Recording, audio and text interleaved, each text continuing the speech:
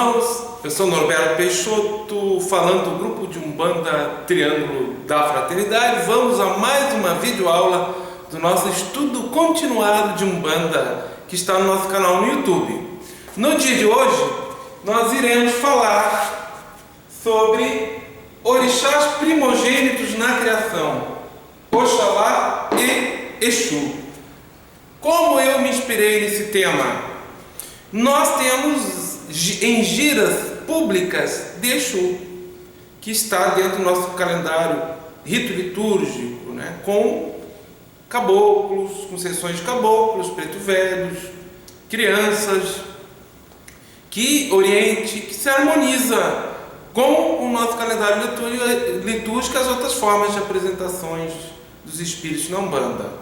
Recentemente tivemos a nossa gira pública de Exu, aonde, na ocasião, um dos consulentes perguntou se nós teríamos um salão separado para Exu, ou seja, do nosso abaçado, do nosso espaço sagrado na frente do nosso congado, se nós teríamos um espaço separado para os Exus. Isso suscitou em mim algumas reflexões, alguns questionamentos em relação a alguns conceitos no olhar de Norberto Peixoto, equivocados em relação a Exu. Não há necessidade, ao nosso ver, de separar Exu num outro espaço sagrado, ou seja, onde o falangeiro incorpora, onde o orixá se manifesta, não pode haver a manifestação de Exu. Mas por que isso, Assim como quando nós fazemos o Ipadê de Exu, que popularmente se diz despachar Exu, em verdade nós não mandamos Exu embora, ou que Exu é o homem da rua, só tem que ficar do portão de entrada para fora, lá no portão de entrada na tronqueira. Nós despachamos as nossas negatividades. Nós deslocamos energias enfermiças ou deletérias que nós mesmos trazemos, que não são favoráveis à criação de uma egrégora para a fixação vibratória dos guias astrais, ou da irradiação do orixá, digamos assim. Mas Exu em si, enquanto vibração, enquanto aspecto divino, ele é inseparável do orixá ou de qualquer outra manifestação que envolva a mediação entre os planos de existência, o Aie, terra, o plano natural, e o Oruns, o plano sobrenatural, o espiritual. Da onde eu tiro essas conclusões? Da religião tradicional iorubá. Vamos à origem para entender Exu. Vamos tentar desconstruir tudo que o processo de aculturação desse saber pelas religiões, notadamente judaico-cristã, católica, que demonizou Exu, que botou Exu como do mal, aquela coisa toda que nós já falamos em relação às religiões da diáspora, e a Umbanda, que nasce nesse caldeamento, que ainda tem, no nosso entendimento, conceitos equivocados. Vamos tentar entender isso? Trazer esse saber ancestral da religião tradicional iorubá, obviamente reinterpretado dentro do nosso contexto de época, dentro do olhar de Norberto Peixoto. Orixás primogênitos na criação, lá na Gênese divina, na cosmogênese iorubana, explica a criação do planeta, das estrelas, da humanidade. E nós temos primogênito, quer dizer que o primeiro gerado, o primeiro filho gerado, na criação. Então, o que aconteceu? O Odumaré, que era Deus, ele primeiro se expressa através dos atributos de Oxalá. Na sequência, Exu. Dizem uns estudiosos, etnógrafos, que foi Exu o primeiro orixá criado, que Oxalá já existia, que Oxalá não foi criado, ele já existia, já era pré-existente, não importa. Esses dois orixás, eles são dois orixás fundamentais, importantíssimos dentro da cosmogênese do universo, da criação da humanidade, dos planetas, no panteão iorubano, dentro da religião tradicional. Como é que Exu se transformou? Aí temos que entender o processo de aculturação, de domínio de uma religião por outra. E até hoje, né, ainda temos Exu com chifrinho, Exu com pé de bode, aquela coisa toda, né?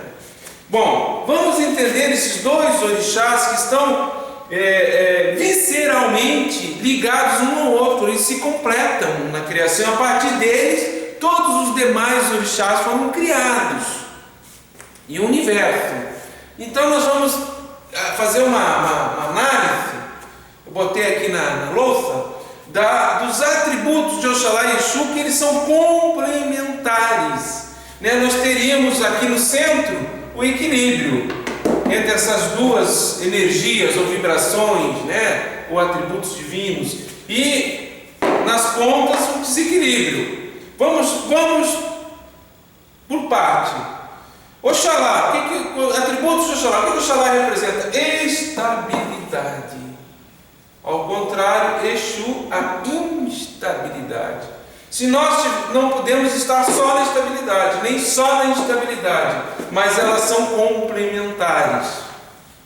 Oxalá é a inércia, Exu é a ação. Nós temos a inércia, por exemplo, estrelas que deixaram de ter luminosidade no cosmos, né? São astros mortos, digamos assim. E nós temos a ação, estrelas que estão sendo criadas a todo momento. Então, inércia, Oxalá, ação, Exu. Lentidão, Exu, agilidade. Rigidez, Exu, flexibilidade, Oxalá, rigidez. São complementares, uma não é melhor que a outra. O equilíbrio se dá entre as duas.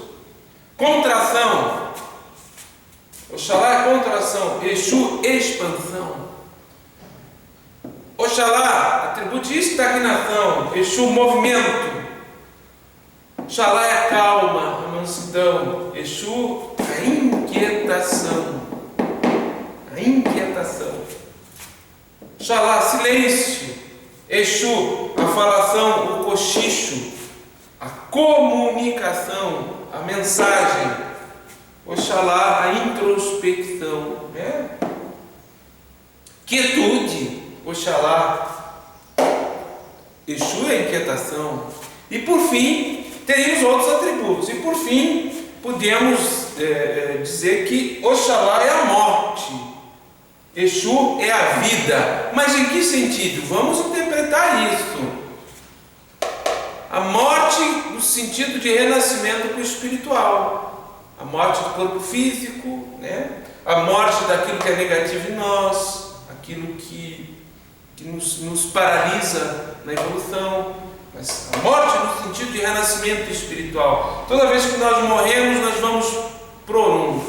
Então, nesse sentido, é o beneplácito de Oxalá. Tem um mito que fala que foi Oxalá que determinou que houve uma cisânia, né? Uma quebra de uma ordenação pela humanidade, que não podia entrar no Orum e sorrateiramente se invadiu o Orum, e a partir daí Oxalá determinou que a partir daquele dia viria a morte, né? Que os seres humanos não seriam mais eternos, digamos assim, na matéria, no Aie, porque Aie e Orum eram um só. Obviamente isso é uma metáfora, né? Uma narrativa metafórica que nos faz interpretar o sentido da morte física, né? No aspecto de acesso ao Orum, ao plano espiritual, como se um portal se abrisse. Exu é a vida. No que sentido? A reencarnação, a concepção, a volta ao corpo físico, a vida humana. É o movimento de Exu individualizador que nos permite ocupar novamente um corpo humano. Exu que ombreia, ele é o executor do destino, ele faz parceria com o Luminar, que é o orixá, senhor dos nossos destinos, ou da nossa predestinação, nosso propósito de vida. Não quer dizer que isso seja determinismo.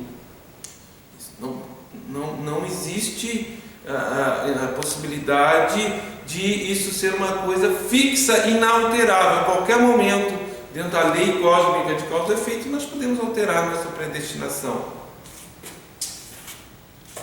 Então, esses dois orixás, Oxalá e Exu, eles se completam, né?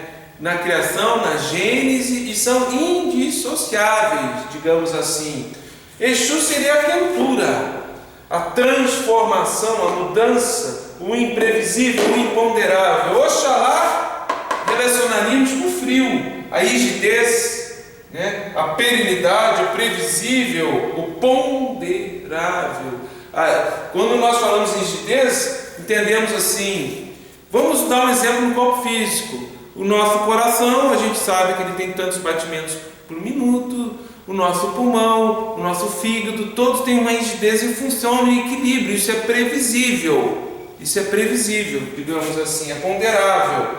Exu seria todos os processos imprevisíveis e imponderáveis de transformação. Obviamente que Exu e Oxalá, por exemplo, quando a rigidez do nosso organismo se instabiliza e vem os processos de deperecimento, né, os processos de morte, como de velhice, os dois se equilibram. Para morte e vida, renascimento para o mundo espiritual e renascimento para a vida humana estão imbricados um no outro. Então, nós entendemos, depois dessa breve exposição, a gente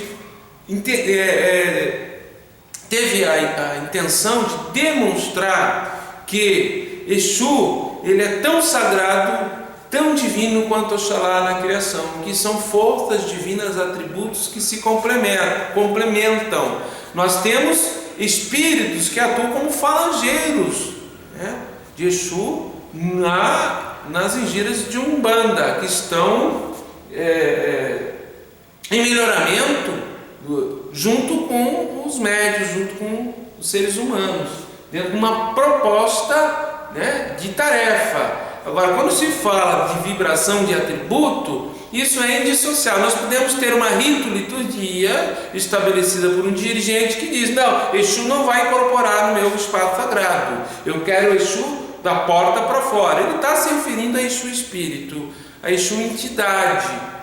Vamos deixar bem claro, porque o orixá Exu, ou a irradiação, o atributo de Exu, ele é divino, ele é indissociável, e todos os orixás precisam estar em conexão com o mediador. Ele que faz a comunicação, ele que faz a mediação entre os planos, ele que é o grande comunicador, ele que é o elo de ligação das encruzilhadas, ele que abre e que fecha, ele que está em cima, está embaixo, está no alto, está na esquerda, está na direita, está em todas as posições. Este Exu que se complementa com Oxalá, orixás primogênitos na criação. Não despachamos Exu, despachamos a nossa negatividade, os nossos pensamentos ruins, despachamos aqueles espíritos que porventura não estão esclarecidos o suficiente, que querem atrapalhar a nossa engira, respeitosamente, e ao nosso ver, a nível de mecânica de incorporação, de rituais indutores do transe, não tem porquê Exu não se manifestar no mesmo espaço que o falangeiro pisa, no mesmo espaço que o orixá dança. Eu sou Norberto Peixoto, falando do grupo de Umbanda Triângulo da Fraternidade. Nosso muito obrigado, muito axé, Laroê Exu, Epa Ebabá, até a próxima oportunidade, meu irmão.